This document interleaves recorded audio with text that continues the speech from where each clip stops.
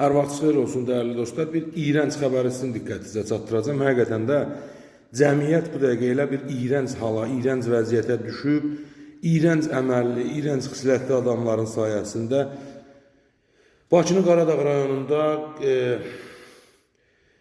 Aşağı Güzdək qəsəbəsində, demək kənd axındı, Aşağı Güzdək qəsəbəsində məscidin axındı olan əslən Göyçay rayonunun Qaraməryəmli kənd sakini 38 yaşlı Turab adlı şəxs, özünü dindar kimi göstərən, hər kəsin o belə deyək də dırnaqarası hörmətini qazanmış bu adam, həmin qəsəbə sakini olan 16 yaşlı qızı müxtəlif yollarla mı, vasitələrlə mi, dini mövqeydən mi, nədənmi təsir altına salıb, nə salıb, təbii ki, onlar indi araşdırılır, məlumdur, hər kəsə, qızın valideynlərinə də, hər kəsə də məlumdur.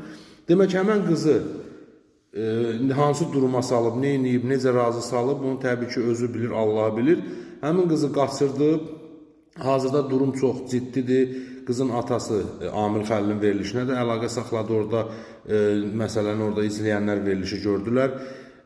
Qızı qaçırdıb, qızın atası da müraciət edib aidiyyatı qurumlara, öz qızını geri istəyir, öz ailəsinə istəyir, yəni körpə 16 yaşında qız uşağıdır. Məsələ nədir burada dəyərli dostlar? Bir məsələ var, mən o məsələni sizin diqqətinizə çatdırım ki, demək qızın atasının 40 yaşı var. Qızın atasının 40 yaşı var. Bu dırnaq arası mollanın isə 38 yaşı var. Siz təsəvvür eləyin, bu həqiqətən də cəmiyyət üçün, Azərbaycan cəmiyyəti üçün bu belə necə deyirlər, rəzalətdir, rəzillikdir bu. 38 yaş, qızı yaşında olan bir uşağı qaçırdıb, özünə bu nə eləmək istəyir və bir şey də qeyd edeyim ki, bu həmin bu dırnaqarası mollanın, o din xadimin Turabdır nədir onun, ailəsi olub, indi müxtəlif çatan məlumatlara görə ailəsindən ayrılıb, yəni necəsə indi Allah'a bilir. Çünki mən yenə də deyirəm, bu günləri din adı altında, dindarlıq adı altında mən bunu təmiz din, əqidə sahiblərinə aid eləmirəm.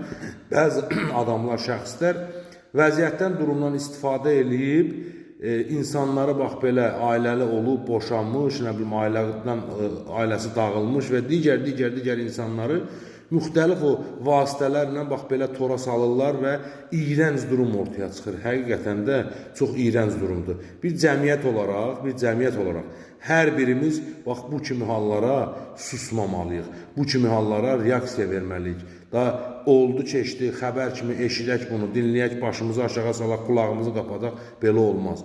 Bu cəmiyyətin qlobal biabırçılığı və rüsvayçılığıdır.